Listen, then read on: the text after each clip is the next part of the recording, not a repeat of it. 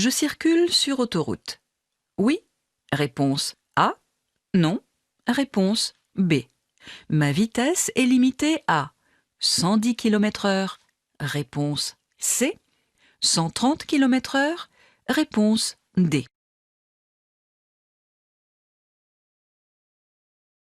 Sur autoroute, les panneaux de direction sont à fond bleu. Les panneaux à fond vert et blanc, complétés par un symbole autoroutier, vous indiquent des directions vers une autoroute. Circulant actuellement sur une route à chaussée séparée par un terre-plein central, votre vitesse est limitée à 110 km/h. Réponse B et C. Je vais trouver une voie de décélération. Réponse A. Une voie d'accélération. Réponse B. Un panneau céder le passage. Réponse C. Un panneau stop. Réponse D.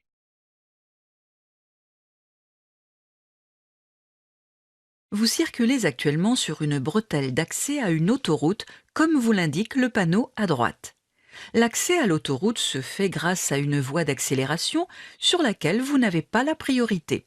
Cette voie d'accélération vous permet de vous insérer dans la circulation sans la perturber. Vous devez donc, dès le début de la voie, analyser les distances et les vitesses des autres véhicules avant de décider de vous élancer. Réponse B et C. Pour continuer sur l'autoroute, je suis bien placé. Oui. Réponse A. Non. Réponse B. Je me prépare à changer de voie.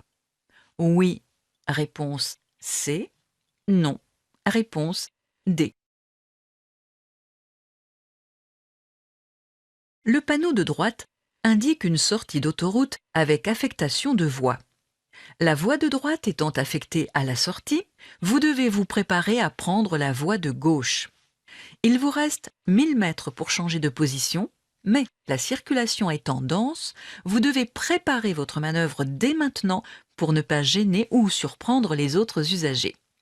Réponse B et C. Ce cycliste commet une infraction. Oui. Réponse A. Non. Réponse B.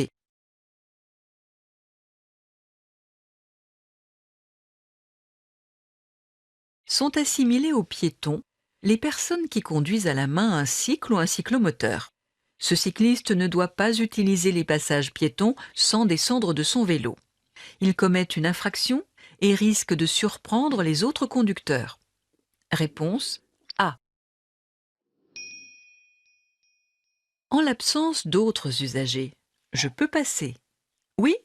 Réponse A. Non. Réponse B.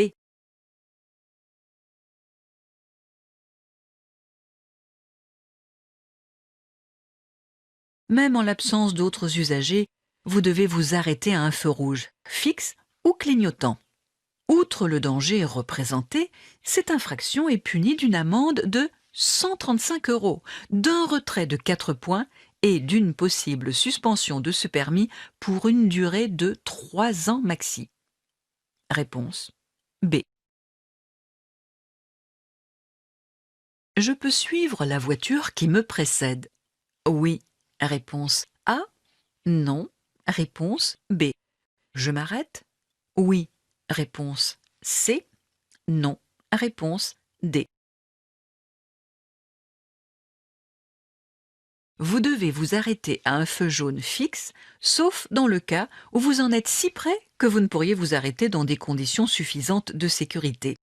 Dans cette situation, le véhicule qui précède est déjà engagé. En ce qui vous concerne, la distance par rapport au feu vous permet de vous arrêter. Vous devez toutefois surveiller le conducteur qui suit de très près à l'arrière. Vous devez toujours anticiper l'allumage du feu jaune lorsque le feu est vert depuis un certain temps. Réponse B et C. J'approche d'une intersection. Oui. Réponse A. Non. Réponse B. Je pourrais tourner à gauche. Oui. Réponse C. Non. Réponse D.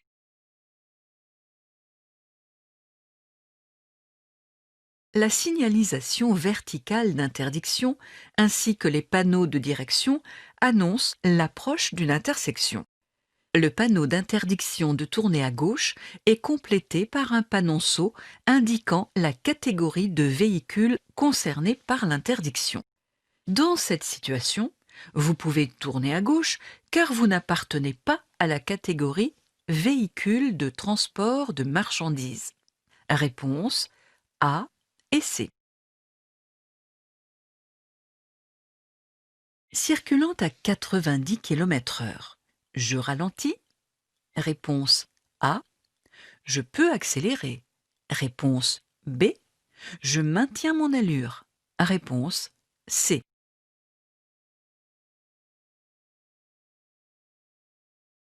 Même si ce type de route vous permet de rouler à une vitesse supérieure à 90 km/h, vous devez pour l'instant maintenir votre allure car un autre véhicule vous dépasse. Outre le danger et la gêne occasionnés, accélérer l'allure lorsqu'on est dépassé est puni d'une amende de 135 €, d'un retrait de 2 points et d'une possible suspension du permis de conduire. Réponse C. Ce panneau interdit l'accès aux cyclomoteurs. Réponse A. Aux voitures. Réponse B. Aux poids lourds. Réponse C. Aux motocyclettes. Réponse D. Ce panneau de prescription interdit l'accès ou le passage à tous les véhicules à moteur sauf les cyclomoteurs. Réponse B, C et D. Dans les accidents mortels de la circulation, le facteur vitesse est présent dans 10% des cas. Réponse A, 20% des cas. Réponse B, 40% des cas. Réponse C. Près d'un accident mortel sur 2 est dû à une vitesse excessive. Ce facteur est présent dans 40% des accidents mortels. Dans tous les pays d'Europe, une diminution de la vitesse pourrait permettre une réduction du nombre de tués. Réponse C. Pour continuer sur l'autoroute, je suis bien placé. Oui. Réponse A. Non. Réponse B.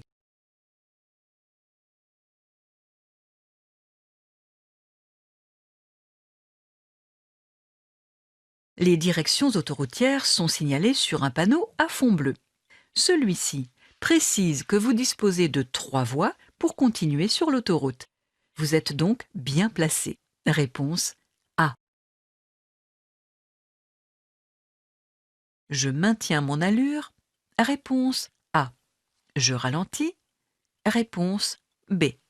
J'ai la priorité. Réponse C. Je me prépare à céder le passage. Réponse D. Les feux jaunes clignotants ont pour but d'attirer l'attention de tout conducteur sur un danger particulier. À cette intersection, le panneau placé sous le feu vous oblige à céder le passage à gauche et à droite. Vous devez donc ralentir et vous préparer à vous arrêter car la visibilité sur les rues transversales est très faible. Réponse B et D. Je me déporte à gauche. Oui. Réponse A. Non. Réponse B. Je reste dans cette voie. Oui. Réponse C. Non. Réponse D. Ce véhicule est stationné à proximité de la chaussée. Vous devez vous écarter suffisamment afin de prévenir tout risque d'accrochage en cas d'ouverture d'une portière. Il est donc préférable d'utiliser la voie de gauche après avoir vérifié vos rétroviseurs et l'angle mort gauche. Réponse A et D. Je regagne immédiatement la bande d'arrêt d'urgence. Oui. Réponse A. Non. Réponse B.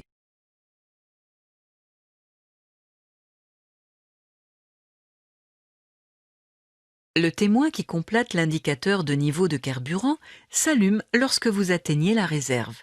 Cette réserve vous permet de parcourir entre 70 et 100 km. Vous devez continuer jusqu'à la prochaine aire de service en réduisant légèrement votre allure pour diminuer la consommation. Vous devez toujours vous assurer d'avoir suffisamment de carburant avant de vous engager sur l'autoroute. Réponse B. Pour lire une carte routière, je peux m'arrêter sur l'accotement. Oui, réponse A. Non, réponse B.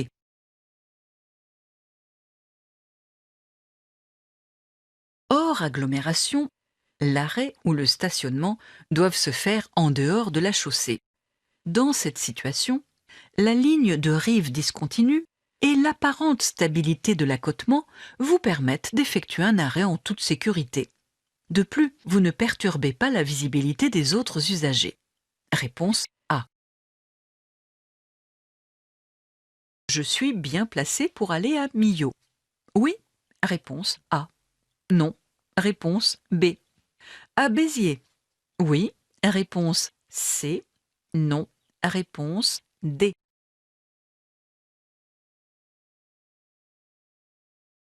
La signalisation indique des directions et les affecte aux différentes voies de circulation.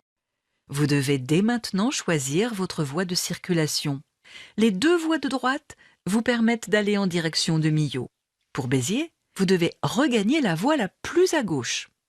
Réponse A et D. J'accélère. Oui. Réponse A. Non. Réponse B. J'allume mon clignotant gauche. Oui. Réponse C. Non. Réponse D.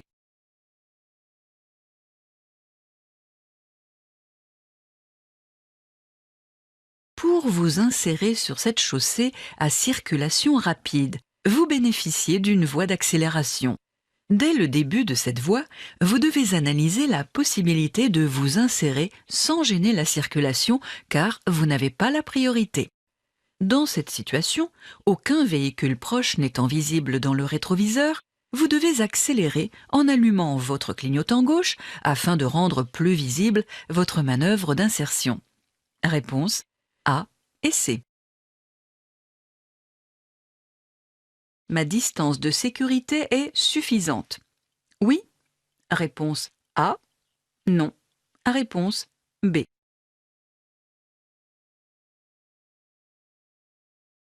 Vous devez toujours respecter une distance de sécurité correspondant au temps de réaction moyen d'un conducteur, c'est-à-dire 1 seconde ajoutée d'une seconde de marge de sécurité, soit 2 secondes minimum. En roulant à la vitesse maximale autorisée sur autoroute, ces 2 secondes correspondent à 80 mètres environ, soit 2 traits de la bande d'arrêt d'urgence. Dans cette situation, vous êtes trop près. Réponse B. Je cède le passage à droite. Oui. Réponse A. Non. Réponse B. Je ralentis. Oui. Réponse C. Non. Réponse D.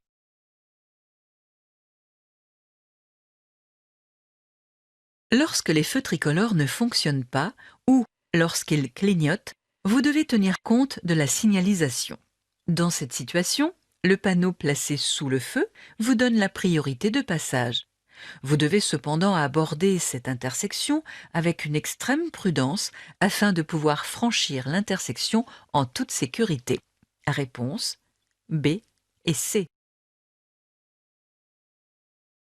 Si je commets plusieurs contraventions au code de la route, je peux perdre en une seule fois 6 points maxi, réponse A, 8 points maxi, réponse B, 12 points maxi, réponse C.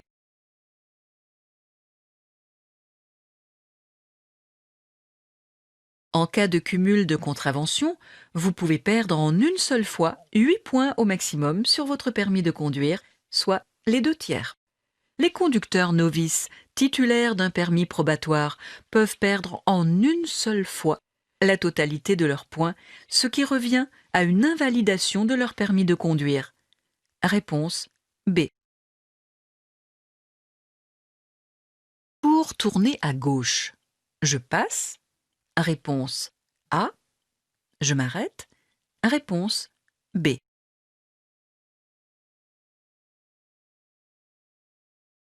Avant de changer de direction à gauche, vous devez toujours vous assurer que la chaussée que vous allez croiser est libre.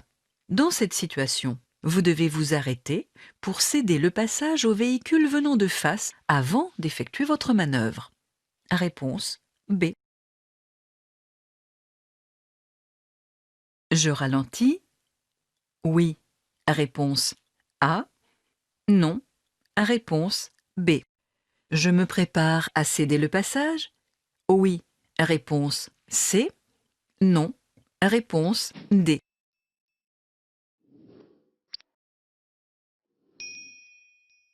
Vous abordez une intersection dépourvue de signalisation relative au régime de priorité. Vous devez donc appliquer la règle de la priorité à droite. L'absence totale de visibilité sur la rue de droite vous oblige à ralentir fortement votre allure afin de vérifier qu'aucun usager n'arrive de droite avant de vous engager. Réponse A et C. Étant en période probatoire, ma vitesse est limitée à 80 km/h. Réponse A. 90 km/h. Réponse B. 100 km/h. Réponse C. 110 km/h. Réponse D.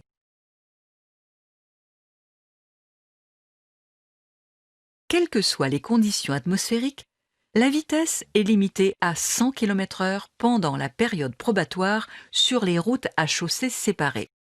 Dans cette situation, ne circulant pas sur autoroute, votre vitesse est limitée à 100 km/h. Vous devez toutefois adapter votre allure en tenant compte des mauvaises conditions atmosphériques qui réduisent l'adhérence et la visibilité. Réponse C. Pour stationner entre ces deux véhicules, j'effectue ma manœuvre. En marche avant? Réponse A. En marche arrière? Réponse B.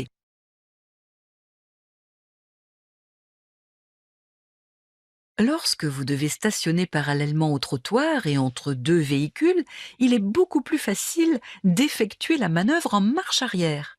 Vous éviterez ainsi de perturber trop longtemps la circulation. En marche avant, ce type de manœuvre, appelé créneau, s'avère impossible si l'espace entre les deux véhicules est réduit.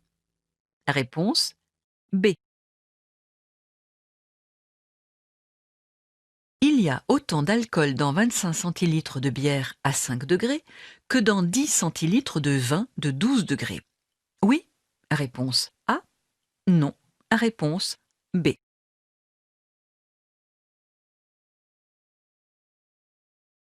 Dans chaque verre standard ou dose servie dans les bars, il y a 10 grammes d'alcool pur. Il serait donc faux de penser qu'un demi de bière comporte moins d'alcool qu'un verre de vin ou un apéritif. Il est donc nécessaire de contrôler sa consommation et de mesurer son alcoolémie avant de prendre le volant, même en pensant avoir peu ingéré d'alcool. Réponse A. J'allume mon clignotant gauche. Oui? Réponse A. Non. Réponse B. Je ralentis. Oui. Réponse C. Non. Réponse D.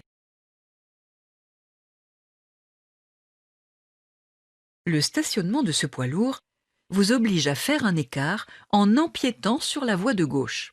Vous devez vérifier dans vos rétroviseurs qu'aucun véhicule ne s'apprête à vous dépasser et signaler cet écart à l'aide de votre clignotant gauche avant d'effectuer votre manœuvre. Vous devez également ralentir et prévoir un éventuel usager travaillant autour de ce véhicule en panne. Réponse A et C. Je peux dépasser. Oui. Réponse A. non. Réponse B.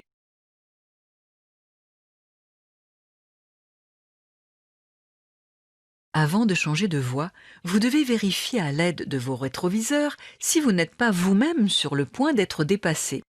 Le scooter visible dans votre rétroviseur intérieur a mis son clignotant à gauche et peut à tout moment vous dépasser. La vivacité et l'aptitude de ces engins à se faufiler très rapidement doivent vous inciter à la plus grande prudence. Réponse B. Je peux stationner immédiatement à droite. Oui. Réponse A. Non. Réponse B. Les deux emplacements situés immédiatement sur votre droite sont réservés aux personnes à mobilité réduite. Stationner sur ces emplacements pourrait créer une gêne importante. Cette infraction est punie d'une amende de 135 € et d'une possible mise en fourrière de votre véhicule. Réponse B. Titulaire du permis de conduire depuis 1 an, je pourrais circuler à 50 km/h. Réponse A. 80 km/h. Réponse B. 90 km/h. Réponse C. 110 km/h. Réponse D. Les jeunes conducteurs sont titulaires d'un permis probatoire. Durant cette période probatoire, la vitesse est limitée à 80 km/h sur route, 100 km/h sur les routes à chaussées séparées par un terre-plein central et 110 km/h sur les autoroutes. Les vitesses maximales autorisées ne sont applicables que si les conditions de sécurité sont réunies. Réponse A et B. Je dois déconnecter l'airbag passager si je transporte un enfant de 10 ans à l'avant. Oui. Réponse A. Non. Réponse B. Un bébé dos à la route. Oui. Réponse C. Non. Réponse D. L'airbag a été conçu pour protéger les occupants d'un véhicule en association avec la ceinture de sécurité en cas de collision. Si vous transportez un enfant de 10 ans ou un bébé dans un lit spécial homologué dos à la route, vous devez déconnecter cet airbag. L'airbag n'est pas adapté aux personnes d'une taille inférieure à 1,40 m et pourrait provoquer de graves lésions au visage. Réponse A et C. Pour continuer tout droit, je suis bien placé. Oui. Réponse A.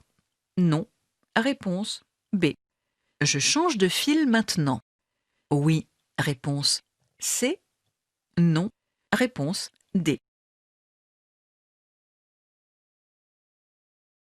Ce panneau temporaire à fond jaune vous indique l'affectation des voies. La voie dans laquelle vous circulez est réservée au changement de direction à droite. Vous devrez donc prendre la voie de gauche.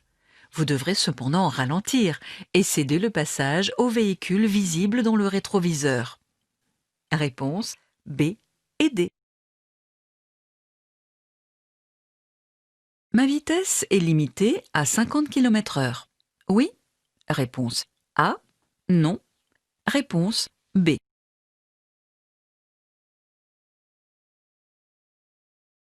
Le panneau de limitation de vitesse à 50 km/h est complété par un panonceau qui précise la voie concernée. En continuant tout droit, vous n'avez pas à tenir compte de ce panneau. Seule la voie de droite est limitée à 50 km/h. Vous devez toutefois adapter votre allure aux conditions de circulation. Les vitesses maximales prévues par la réglementation ne s'appliquent que lorsque les conditions de sécurité sont réunies. Réponse B. Dans l'emplacement de droite, je peux stationner. Oui. Réponse A. Non. Réponse B. Je peux m'arrêter. Oui. Réponse C. Non. Réponse D.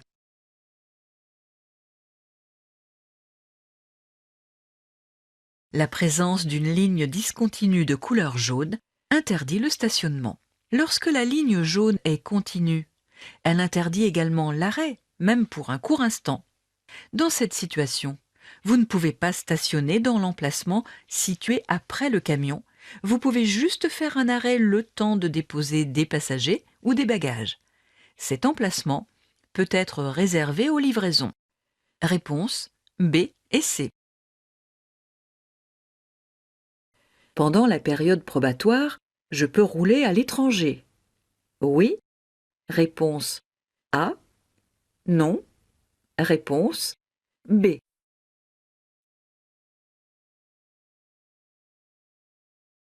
Le permis probatoire n'a pas de restriction de circulation. Étant en possession du permis de conduire, vous pouvez circuler à l'étranger. Réponse A. Pour continuer tout droit, je passe avant la voiture noire. Réponse A. Après la voiture noire. Réponse B.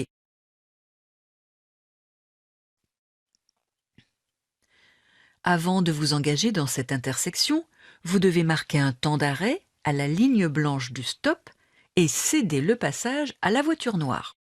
Le fait que cette voiture tourne à gauche ne change rien au régime de priorité. Vous devez céder la priorité à gauche et à droite. Réponse B. La signalisation annonce une entrée d'autoroute. Réponse A. Une route prioritaire. Réponse B. Un parking. Réponse C. Une route à accès réglementé. Réponse D. Le panneau de droite annonce l'entrée d'une route à accès réglementé. Les règles de circulation sont pratiquement identiques à celles d'une autoroute, sauf pour la vitesse, qui est limitée à 110 km/h par temps sec et 100 km/h par temps de pluie. Les véhicules lents ou non immatriculés y sont interdits. Réponse D. Sur l'aire de Metz, je pourrais me reposer. Réponse A. Trouver un restaurant. Réponse B. Faire le plein de carburant. Réponse C. Trouver une aire de pique-nique. Réponse D. Sur les autoroutes, des aires de repos sont aménagées pour permettre aux usagers de faire des pauses régulièrement. Des panneaux précisent les installations ou les services proposés. Dans cette situation, vous ne trouverez qu'une aire de pique-nique. Réponse A et D. Je peux stationner derrière la voiture grise. Oui. Réponse A. Non. Réponse B.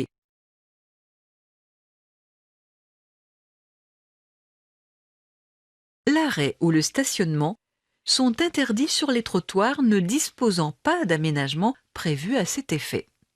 Cette infraction est gênante et dangereuse pour les piétons contraints d'emprunter la chaussée momentanément.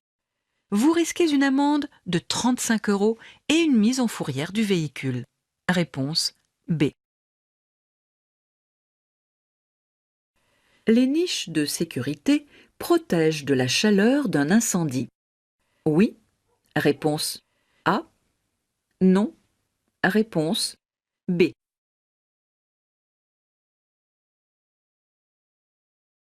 Les niches de sécurité sont signalées par l'association de 2 panneaux présentant leurs équipements. Elles ne protègent pas d'un incendie en tunnel. Réponse B. Pour dépasser ce cycliste, je dois me déporter d'au moins 0,50 m. Réponse A. 1 m. Réponse B. 1,50 m. Réponse C.